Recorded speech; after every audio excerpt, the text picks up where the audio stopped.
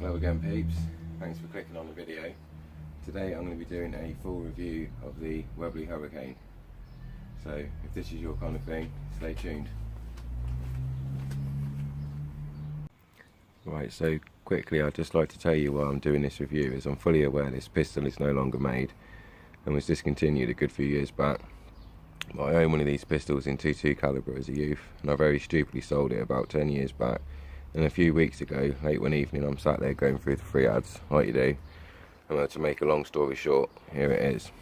It's in immaculate brand new condition, as the original postal box they used to come in if you order them from things like a catalogue, and it even has all the original content in there. And at the time of taking ownership of this pistol a few weeks ago, 19 years after it had first been sold, I might add, it had never been fired.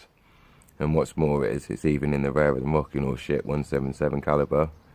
I might have paid a little over what it was worth, but I really don't care, as I finally have one back in my collection, only this time in way better condition, as I really did abuse my old one as a youth, and I lost a few of the accessories as well. So I've got the little target trap that comes with it, the pellets that came with it, that are still sellotaped up, a little tag that used to hang off the pistol guard, and the rail adapter for fitting a scope. So you remove the open sights and fit that on, and then you can have a scope on it as well. But to have it in such decent condition in the original box it's first shipped in, I think is pretty awesome. But I think it's a shame the youth of today that are interested in air guns don't get to use such cool pistols, and after noticing there's not many reviews of the Hurricane on YouTube, I felt it was a good idea to make one. So if you don't, please bear with me.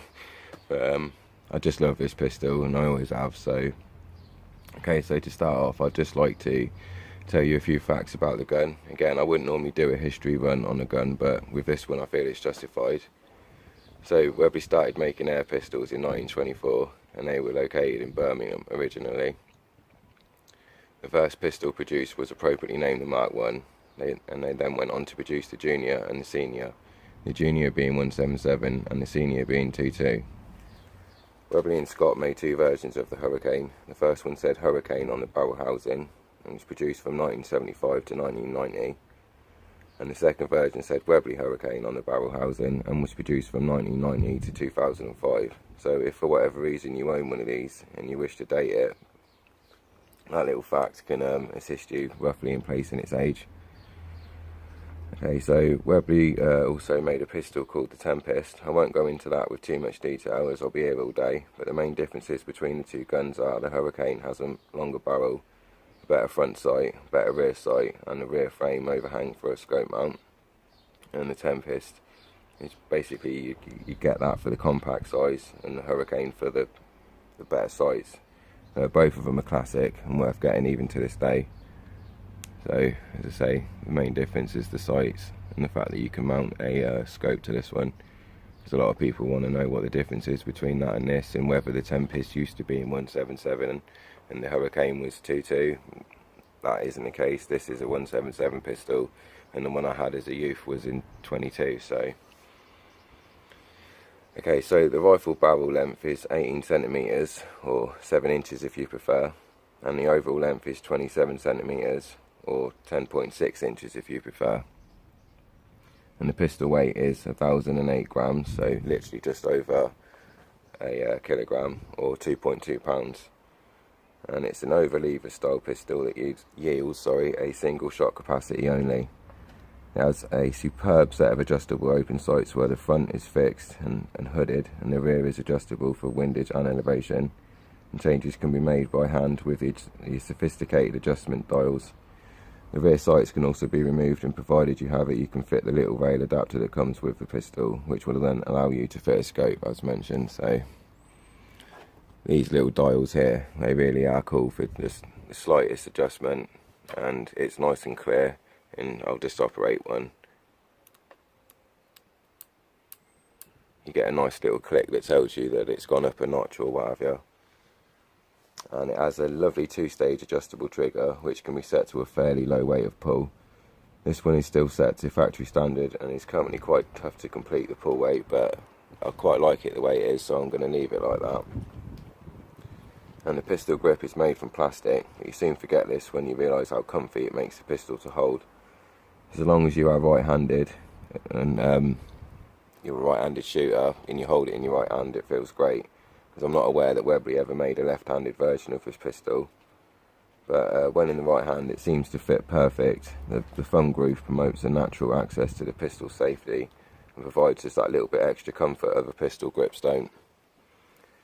Okay, so the safety is a manual lever style. That is just like most other guns, forward to fire, which reveals a little red dot that lets you know the pistol is ready to fire. It can only be operated on the left side of the pistol, but where it is not like most other safeties, it can only be made operational when the pistol is cocked.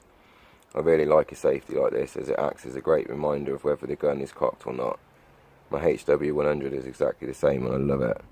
When out hunting late at night in the dark, it's really easy to forget when you last cocked the gun, but with a quick check of the safety you know your answer. Okay, so I'll cut now to some test footage of me using a decibel meter and a chronograph, and then I'll just do a short video of me doing a 10-shot grouping about 10 meters, standing unsupported, just to give you an idea of how the pistol groups.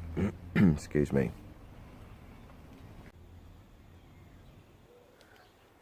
Okay, so I'm just going to do a quick chronograph test with the Hurricane. I've got a choice of 3 pellets to use. And in the background you can see I've got a decibel meter, so you'll be able to see what the sound level is. So I'll do 2 shots with RWS Superdomes at 8.3 grain.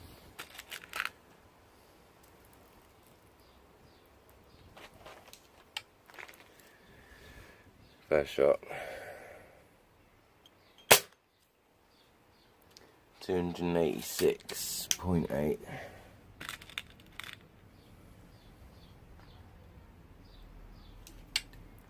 Second shot with the Superdomes.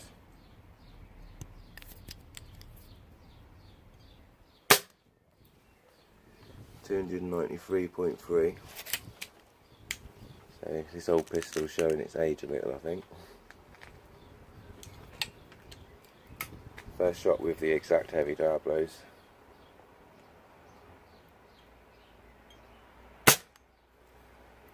298.3.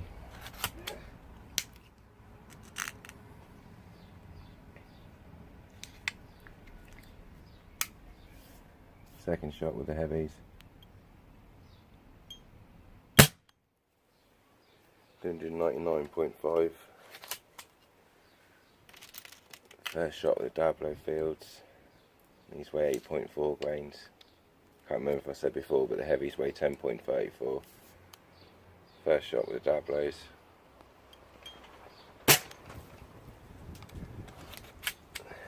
$335.4.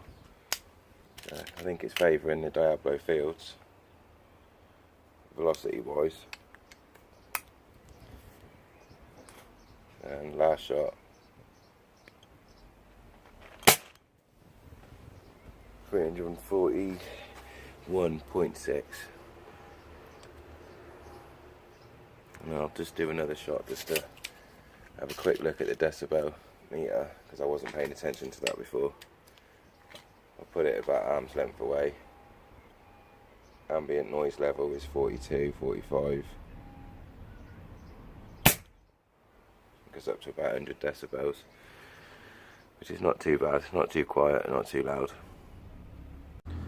Okay, so just to quickly analyse the results, using the RWS Superdomes at 8.3 grains, taking the fastest speed, I got a result of 1.59 foot-pounds of energy. And the JSB Exact Heavies at 10.34 grains, using the fastest speed, was 2.6 foot-pounds of energy. And the Diablo Fields at 8.4 grain, using the fastest speed again, equated to 2.18 foot-pounds of energy. So not a huge amount of power, but at the same time a perfect amount for a backyard target pistol. Okay, so I just want to give a quick demonstration on how to operate this pistol. There's no particularly right or wrong way of doing it, but the day I bought this pistol as a child, I was demonstrated to me how to do it safely. And I've seen loads of different ways. People suggest you open up the barrel first, then put a pellet in. I don't particularly think that's the safest option, and neither did the gentleman showing me. So basically you release the barrel by operating the barrel catch, and then you take a firm grip with both hands and you just lever the pistol apart in both ways, and straight away you operate the safety, take hold of the pistol so that your fingers are not necessarily going to touch any controls. Then at this point take a pellet, put it into the barrel, give it a good squeeze down, release the barrel catch, clamp down the barrel, so that's all safe now and closed. Then release the safety when you're happy to fire. So again, real quick.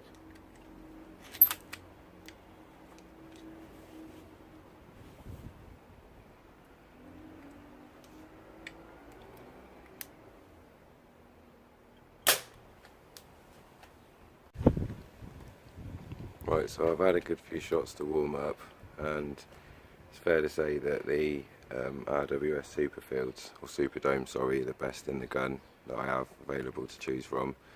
So the target on the left you can see I've used to shoot at several times with different pellets, and then the one on the right is completely blank. So I'll zoom out and give you an idea of how this pistol groups at about 10 meters.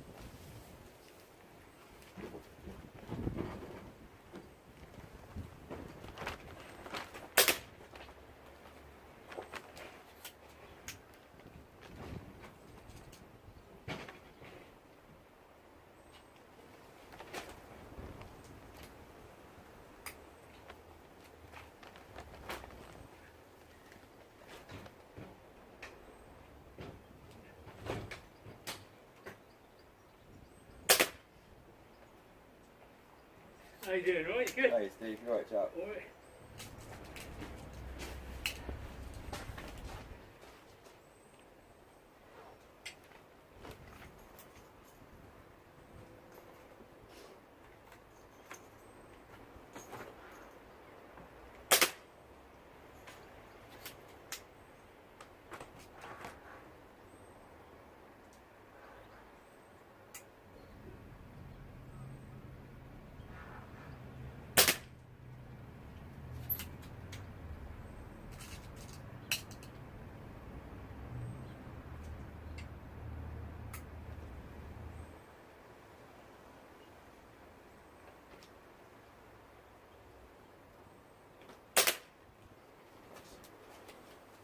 Few flyers, but most of them went where I wanted it to. Just brought you up to the target so you can see there's no funny business.